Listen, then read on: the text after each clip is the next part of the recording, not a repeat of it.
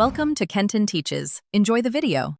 In this video, I will explain how to fix BMW X5 window issues. First, we'll diagnose the problem. Start by checking the window switch for power with a multimeter.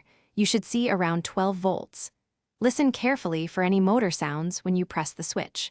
A clicking sound might indicate a faulty motor, while no sound at all could point to an electrical issue or a completely dead motor. This initial check helps narrow down the potential causes quickly and efficiently. Now, let's get that door panel off. You'll need a trim removal kit and a set of Torx bits. Start by gently prying off any decorative trim pieces, usually around the door handle or armrest. Once the trim is off, locate and remove all the screws holding the panel in place. Carefully disconnect any electrical connectors for the window switch and other components, then detach the door handle cable. Take your time to avoid breaking any clips. With the door panel removed, you can now access the window regulator and motor assembly. Carefully unbolt the old regulator from the door frame and detach the window glass from its clips.